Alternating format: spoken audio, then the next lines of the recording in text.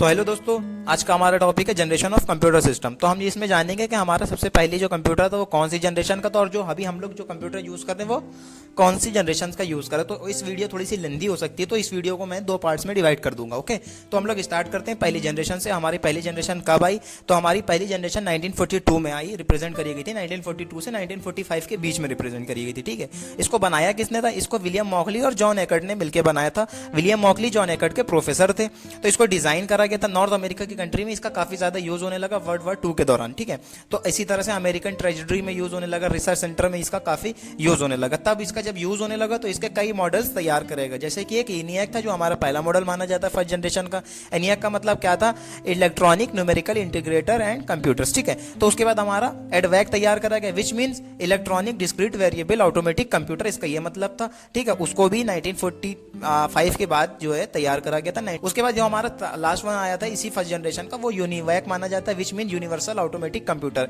इसको डेवलप कब किया गया था? इसको डेवलप किया गया था 1952 में। ठीक है, सो ये तो हमारी बात हो गई जनरेशंस के बारे में। अब हम लोग जनरेशन का जो पहला फर्स्ट जनरेशन थी इसके बारे में समझ लिया। अब हम लोग इसके स्ट्रक्चर के बारे में समझते हैं। तो इसका स्ट्रक्चर जो ENIAC हुआ करता था हमारा पहली जनरेशन का पहला मॉडल, तो ENIAC पता उसका साइज जो था वो 50 फुट लॉन्ग था। वो बेसमेंट एरिया में रखा जाता था। उसका वेट पता है? वेट उसका जो था वो 30 टन था। इसके प्रोसेस करने के लिए इसमें किस चीज का यूज किया गया था? इसमें वैक्यूम ट्यूब का यूज किया गया था। वैक्यूम ट्यूब एक तरह की टेक्नोलॉजी होती है। सो और इसमें स्टोरेज के लिए क्या यूज करा गया था? इसमें स्टोरेज के लिए पंच कार्ड का यूज करा गया था। वो एक तरह का इलेक्ट्रॉनिक इक्विपमेंट होता है, जैसे आज मेमोरी होती है वैसे उस टाइम पे पंच कार्ड हुआ करता था। तो सो ये तो होगा इसके स्ट्रक्चर के बारे में बात। अब हम लोग इसके कुछ एडवांटेज और डिसएडवांटेज भी देख लेते हैं। तो इसमें बेसिकली एडवांटेज क्या हुआ करता था?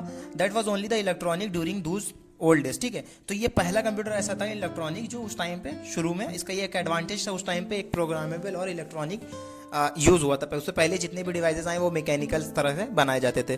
दूस computer very fast to calculate, उस टाइम के कंप्यूटर के मुकाबले ये काफी फास्ट था उन सब के मुकाबले। Vacuum tube technology made possible to advent electronic digital computer. Vacuum technology जो थी उसने काफी हद तक के इसको इलेक्ट्रॉनिक कंप्यूटर को इतना पॉसिबल बना दिया था कैलकुलेशंस करने में, बाकी प्रोसेस करने में। ठीक है, तो ये कुछ उसका एडवांटेज। अब डिसएडवांटेज की बात कर लेते हैं। सो इसमें सबसे पहला डिसएडवांटेज क्या होगा? जैसे हम लोग उनके साइज के बारे में बात करी थी, तो साइज कितना बड़ा था? तो सबसे पहले तो डिसएडवांटेज वही था कि वो स्पेस ज्यादा लेता था। उसके बाद वो एक किसी जगह से दूसरी जगह ले जा नहीं सकते थे, इसलिए वो पोर्टेबल नहीं था। दूसरा डिसएडवांटेज उसका यही हो गया।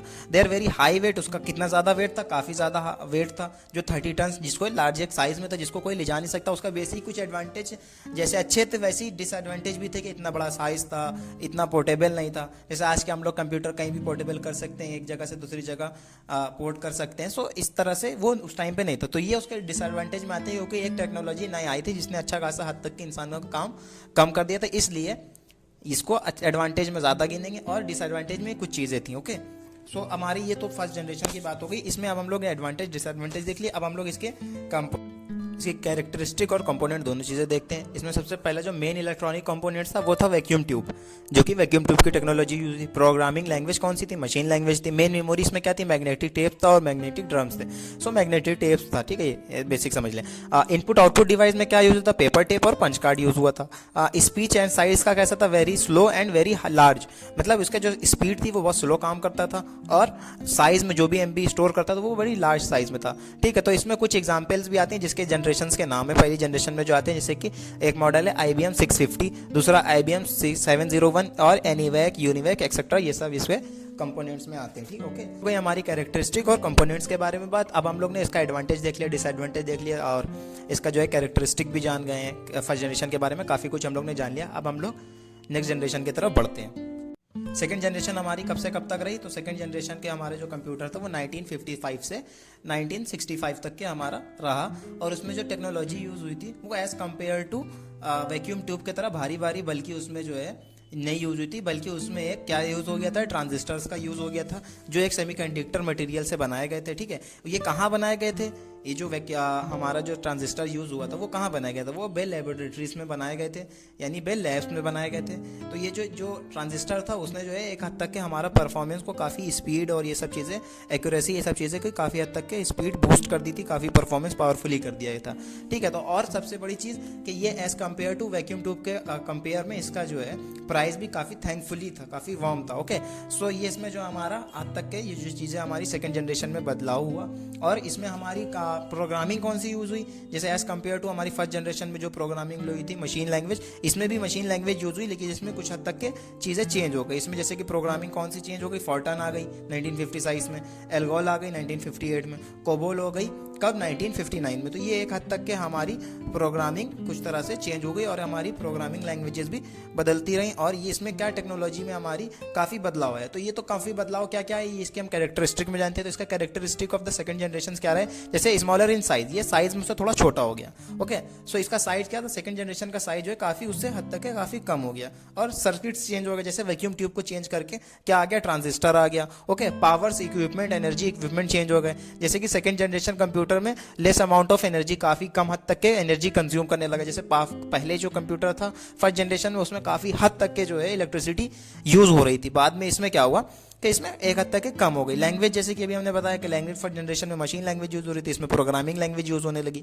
इसे स्पीड तक के जो इसका कैरेक्टरिस्टिक आएगा वो प्रोग्रामिंग लैंग्वेज के बाद स्पीड आ जाएगा। स्पीड भी काफ़ी चेंज हुई, स्पीड में कैलकुलेशन में परफॉर्म काफ़ी हद तक के चेंज हो गए। और इसकी एक कैरेक्टरिस्टिक कौन सी गिनी जाएगी, एक कैरेक्टरिस्टिक गिनी जाएगी कॉस्ट।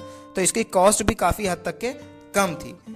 तो इसकी ये तो हमारी बात हो गई कैरेक्टरिस्टिक की। अब हम जान लेते हैं कि इसके एडवांटेज और डिसएडवांटेज के बारे में भी। तो इसका एडवांटेज क्या रहा, they are similar smaller in size compare as to first generation. सबसे पहली चीज़, इसमें साइज इसमें छोटा था अगर हम लोग कंपेयर करें फर्स्ट जनरेशन से। पावर कम लेता था कंपेयर टू फर्स्ट जनरेशन, ये इसका एक एडवांटेज था। स्पीड ज़्यादा थी पहली जनरेशन से, ये इसका एडवांटेज था। तो ये जो इम्प्रूव एक्यूरेसी रही, ये सब हमारे एडवांटेज में आ जाएंगे। अब इसमें डिसएडवांटेज क्या होगा, ये इसमें जो था इसमें हीट कम थी और स्टिल रिक्वायर्ड कूलिंग सिस्टम। ये हमारा जो है मतलब इसमें दे रिक्वायर फ्रीक्वेंट मेंटेनेंस, तो इसमें जो मानता था वो मेंटेनेंस काफ़ी मांगता था डिसएडवांटेज में। ओके, तो एक तो तरह से ये दूसरा कमर्शियल प्रोडक्शन के लिए ज़्यादा यूज़ होने लगा। दे आर यूज मतलब ये एक स्पेसिफिक पर्पस के लिए भी यूज़ होने लगा। ये सब इसके क्या ये डिसएडवांटेज में रहा। इसी तरह से इसमें भी पंच कार्ड का यूज़ करा गया। सबसे बड़ा डिसएडवांटेज ये था कि इसको पहले ही की तरह पंच कार्ड में यूज़ हुआ इनपुट के तौर से। ओके, तो ये इसके हमारे जो है एडवांटेज हो गया, डिसएडवांटेज हो गया। अब हम इसके बारे में जो है इसकी फर्स्ट जनरेशन में और सेकंड जनरेशन में कुछ डिफरेंस देख लेते हैं कि डिफरेंस क्या क्या थे। अभी तक के वैसे मैंने सारी डिफरेंस की बात करी है as compare to second generation. तो अब यहाँ पे फर्स्ट जनरेशन और सेकंड जनरेशन में थोड़ा सा डिफरेंस समझ लेते हैं। पहली जनरेशन में टेक्नोलॉजी कौन सी यूज़ हुई थी, पहली जनरेशन में जो टेक्नोलॉजी यूज हुई थी वो वैक्यूम ट्यूब की हुई थी। लेकिन वहीं पर सेकंड जनरेशन में कौन सी टेक्नोलॉजी यूज़ हुई थी, ट्रांजिस्टर की। पहली जनरेशन का साइज काफ़ी ह्यूज था, है ना, तो सेकंड जनरेशन का साइज थोड़ा सा उससे स्मॉल था। एज कम्पेयर टू आज की टेक्नोलॉजी के मुकाबले तो काफ़ी बड़ा था, बट उस टाइम की टेक्नोलॉजी यानी फर्स्ट जनरेशन के कंपेयर में सेकंड जनरेशन का साइज छोटा था। It is use first generation में क्या था, वो मोर प्रोड्यूस करता था हीट को और यूज़ भी करता था पावर का, ठीक है। सो लेकिन सेकंड जनरेशन में क्या हुआ, लेस पावर यूज़ हो गया, प्रोड्यूस लेस हीट भी कम हो गई। फर्स्ट जनरेशन का जो कंप्यूटर था वो हीट काफ़ी प्रोड्यूस करता था, सेकंड जनरेशन का कंप्यूटर हीट कम प्रोड्यूस करता था। इसी तरह से स्पीड में फ़र्क आया।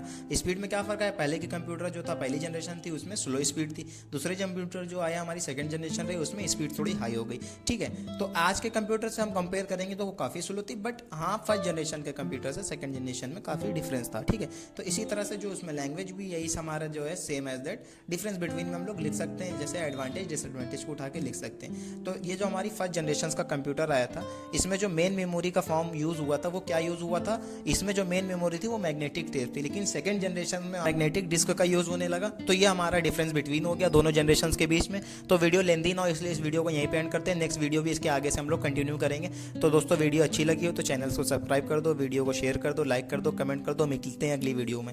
चलो all the best, bye bye.